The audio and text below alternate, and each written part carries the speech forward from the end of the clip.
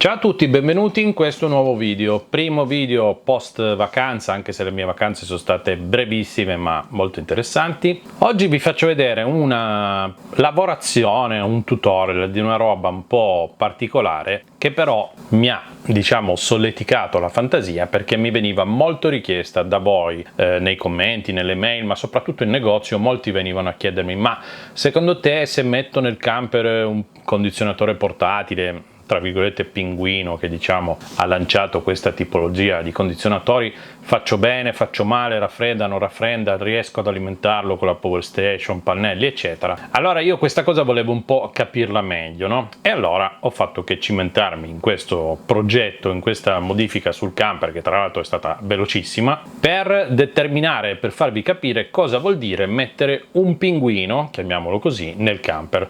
Non è un pinguino, ma ho preso il più economico che ho trovato, Zephyr, marchio economicissimo distribuito da una nota catena di negozi di bricolage eccetera. Allora sono andato, me lo sono caricato sul carrello, me lo sono portato a casa. Vi do due dati tecnici, non è un video tanto per parlare del prodotto ma per farvi capire, no? Allora, questo è un condizionatore ultra compatto portatile da 9000 BTU, con incluso il suo bel telecomandino, ha delle funzioni, timer, spegnimento, accensione eccetera, si regola la ventola e la temperatura, niente di particolare. Incluso c'è un importante window kit, ossia il kit per installarlo sotto le tapparelle o comunque a finestra, che noi riutilizzeremo, vedrete, anche nel camper. Questo condizionatore cosa abbiamo di bello? Alimentato a 220, capacità di raffreddamento nominale 2.6 kW, capacità di riscaldamento no, questo modello non ha pompa di calore, non scalda, ma eventualmente c'era anche il modello che scaldava. Potenza massima assorbita in raffreddamento 1000 watt, vedremo che in realtà è un po' meno. Corrente massima assorbita raffreddamento 4,5 A. Cosa ci può interessare? Usa un gas come bisogna che sia adesso, l'R290. Cos'altro ci interessa? Andiamo a cercare le misure. Ecco, è un condizionatore che occupa 330 x 280 ed è alto 680. Pesa 22 kg, non pesa tantissimo, lo prendete in braccio, lo spostate, lo mettete dove serve, non è un grosso problema muoverlo. Timer, velocità a 2 velocità, filtro antipolvere, sì, c'è un filtrino, quello a rete classico, niente di particolare. Condizionatore in classe A, non è un classe D ma non è neanche un classe A++++, quindi questo è.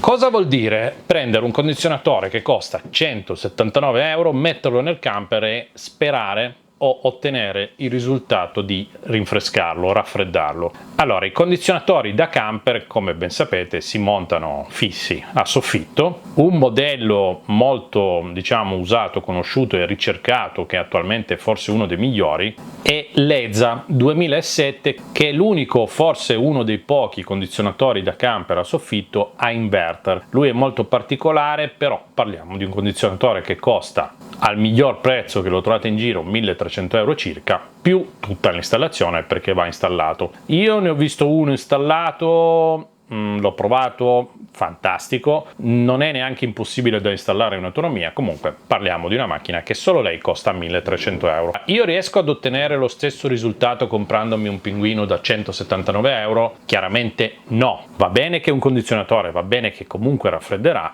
però avere un pinguino per terra che butta aria o avere una diffusione a soffitto, tra l'altro con le alette, tutto programmabile eccetera, è un altro comfort, perché come sapete l'aria fredda scende ma non sale, quindi buttarla dal basso non è mai l'ideale. È anche vero cosa? Soprattutto il mio camper, che è ancora uno di quelli vecchi con la cellula con le pareti in alluminio esterne, sostanzialmente è una scatola d'alluminio, ci va pochissimo a rinfrescarla, ci va pochissimo anche a riscaldarla, quindi sotto il sole diventa subito un cubetto di fuoco, al freddo diventa subito un cubetto di ghiaccio. Viceversa, se fuori fa freddo e dentro ho una fonte di riscaldamento non enorme, io ad esempio uso un termosifone elettrico, un faro da 300 watt che me lo scalda senza problemi, idem riuscirò a rinfrescarlo con un condizionatore portatile da 9000 BTU, il concetto è quello. Però non è proprio la stessa cosa. È chiaro che se magari avete un camper vecchio, che il condizionatore vale più del camper, se magari pensate di non usarlo molto, se magari lo volete cambiare, se magari non volete fare modifiche, insomma per un sacco di se magari, potrebbe avere un senso fare questa diciamo cafonata, chiamiamola così, una lavorazione molto grezza come quella che farò nel video per farvi vedere però se funziona. Ok, quindi portato a casa, lo tiriamo fuori, nell'imballo troverete lui, il telecomando, gli accessori e tutto quanto, troveremo il window kit. Sono sostanzialmente due profili piatti con un bordino, regolabili in base alla dimensione della finestra dove andrebbe installato a casa. A cosa serve? Serve per collegare il tubo che espelle l'aria calda generata dal compressore che c'è dentro il condizionatore. Quindi mettendolo in casa lo appoggi per terra, questo tubo si porta fino alla finestra e butta fuori l'aria calda. Messo nel camper bisogna fare la stessa cosa, condizionatore piazzato dove volete con il tubo che deve buttare fuori. Il tubo, ho visto delle installazioni seguendo i gruppi di camperisti su Facebook eccetera, c'è chi ad esempio ha fatto il foro proprio nella parete del camper con la griglia fuori. Allora magari se volete fare questa esperienza prima provatelo in versione scarico a finestrino come ho fatto io, se poi vi soddisfa veramente, risponde alle vostre esigenze e lo volete tenere, perché no, potete anche forarla la parete del camper e mettere una griglia, però lo farei in un secondo momento. Quindi in questo caso la cosa più semplice da fare è prendere questo profilo che come ho fatto io, l'ho modificato alla buona, qua facciamo una roba grezza, col flessibile, per adattarlo più o meno alla sagoma del finestrino in modo che lo incastro nella fessura dove scorre il vetro e col vetro stesso che lo spinge da sotto rimane lì. Poi che non chiude bene, adesso io l'ho fatto alla veloce, però si potrebbe mettere delle gomme, uno spessore per farlo chiudere al meglio. Non è un problema quel piccolo diciamo trafilo d'aria, magari il problema può essere che entrano le zanzare.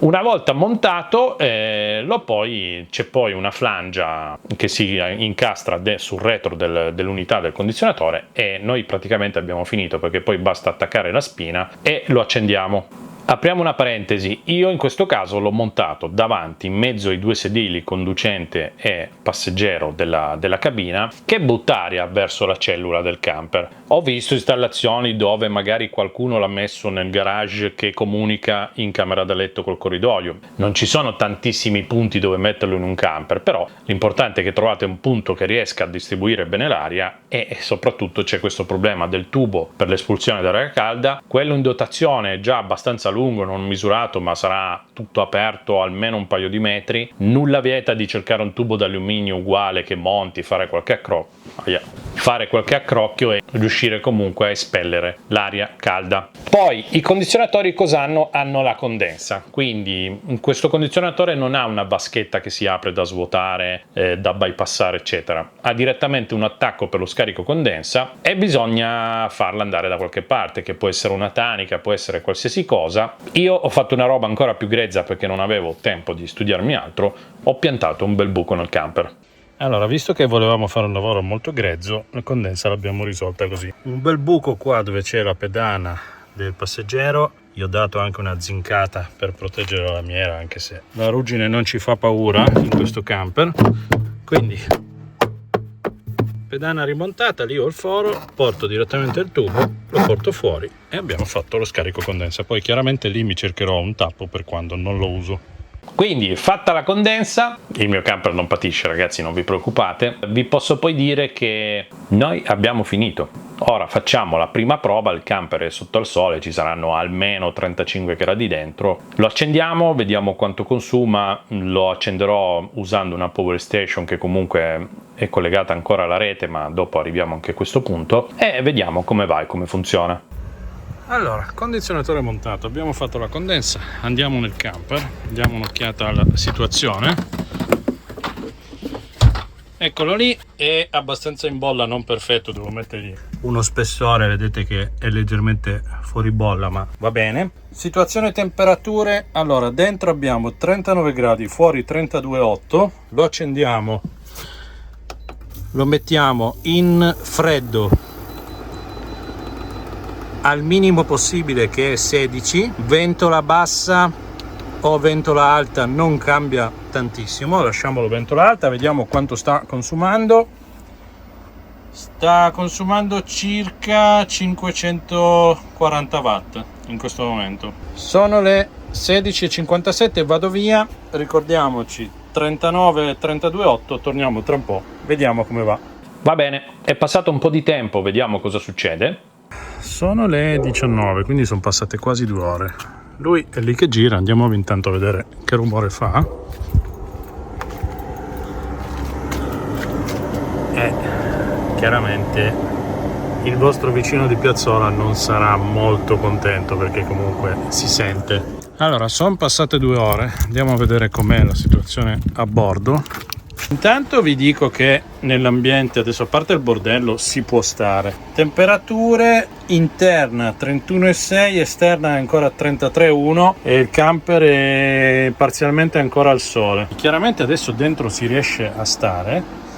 È chiaro che facendolo girare la temperatura scende. Vediamo come siamo messi con i consumi, siamo a 700 watt adesso. Bene, l'abbiamo messo, butta dentro aria fredda, la temperatura, come vi ho detto inizio video, era prevedibile che scendesse, è una questione fisica, se butto dentro aria ghiacciata per forza di cose poi scenderà. È chiaro che non abbiamo un ambiente molto confortevole, nel senso che abbiamo questa roba che ci spara un sacco d'aria dal punto in cui lo posizioniamo e chiaramente dobbiamo tenerlo acceso se vogliamo stare dentro quel camper, perché se lo spegniamo, tempo 10 minuti secondo me si rialza di brutto, poi la temperatura la tira giù, c'è niente da fare. Avete visto che in poche ore sotto il sole comunque me l'ha tirata giù, nel camper si riusciva già a stare, quindi il suo lavoro lo fa. Non diventerà mai un frigorifero con 10 gradi dentro e 40 fuori, perché voi dovete calcolare sempre, ma anche nei condizionatori a casa, ufficio eccetera, che hanno diciamo un range di abbassamento di temperatura tra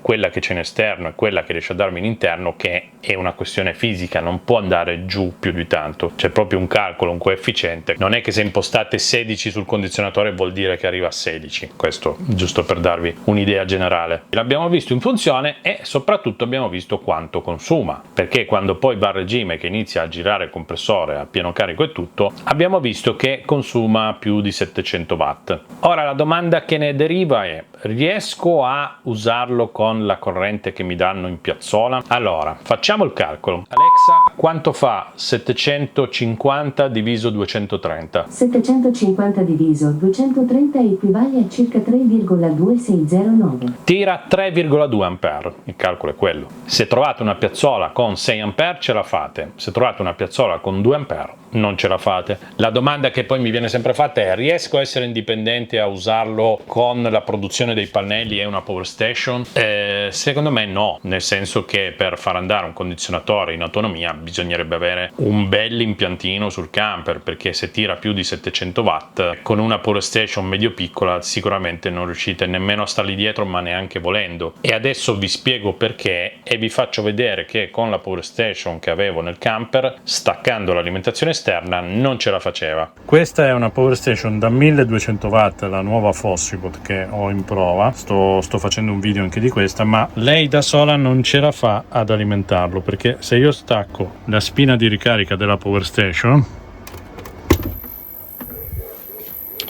vedete che non va e il condizionatore si spegne, non ce la fa proprio. Quindi abbiamo visto che ad esempio con la Fossibot 1200 non ce la fa, ho provato e ci va minimo la Bluetti AC180. Gira regolarmente a isola con una C180, vedete che non ho ingresso, sta andando per fatti suoi, segna 740 watt ma parte senza problemi, non batte ciglio, funziona tutto regolarmente. Ho provato ad esempio con una C70 da 1000 watt e anche con lei non ce la fa. Per questo condizionatore portatile calcolate da una C180 in su, tutte le varie AC200, AC240, le Fossibot 2004, adesso non ne ho una per provare ma sicuramente ce la fa. La Bluetti AC180, che è una macchina fantastica, l'avevamo anche già vista, che la uso regolarmente sul mio camper, è una macchina che però riesce a caricare dai pannelli al massimo 500 watt, quindi a patto di riuscire a mettere magari 2 bei pannelli grossi, magari in parallelo o in serie se ci state con i volt, e avere questi 500 watt di produzione,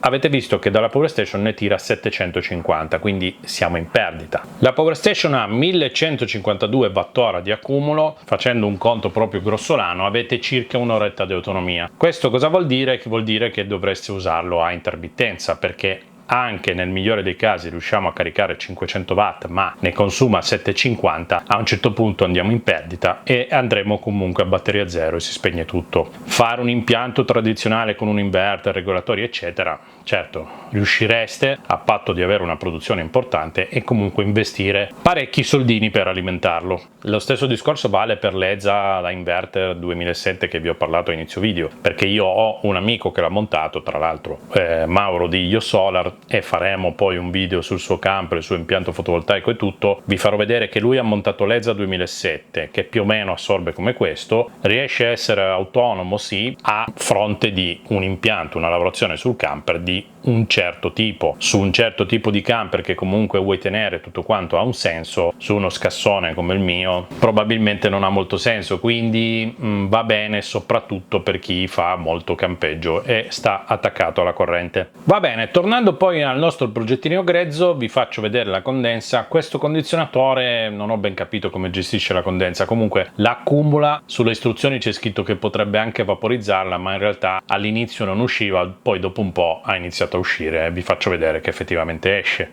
Ok, tubo con l'acqua, condensa, direi che funziona molto bene.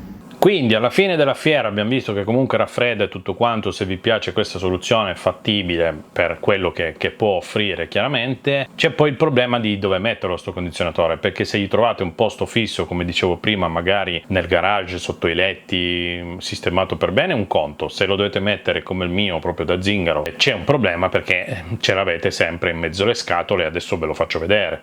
Allora, chiaramente avete questa roba sempre in mezzo alle scatole, quindi ho fatto molti viaggi durante queste vacanze, ho fatto degli spostamenti eccetera, è un fastidio, però se proprio vogliamo guardare il bicchiere mezzo pieno, durante il viaggio fa da comodissimo bracciolo. Si può viaggiare con questa cosa in mezzo ai sedili? Assolutamente no, questo è chiaro. Se proprio andiamo a vedere nei camper non è che abbiamo sempre tutto, diciamo, in ordine, no? Quindi se proprio non sapete dove metterlo, un'opzione per il posizionamento sia per l'aria che per il viaggio, per quanto possa dare fastidio, in mezzo ai sedili davanti che spara verso la cellula, può essere una soluzione, se proprio dobbiamo fare questa cosa grezza, no?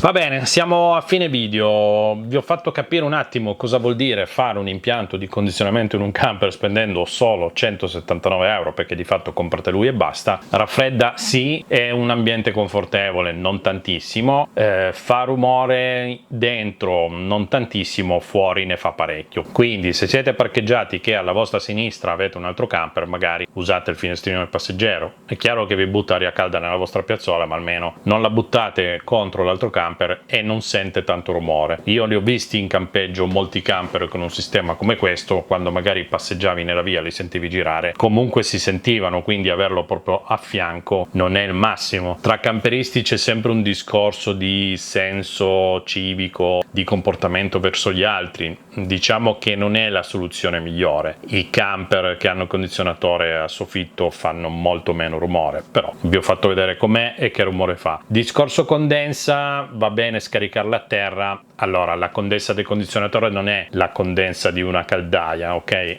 È acqua che si può tranquillamente far scaricare a terra. In ogni caso, anche quelli dei condizionatori a soffitto, la condensa viene espulsa sul tetto del camper e un bel momento poi cadrà giù, finisce sempre per terra. E questo è quanto.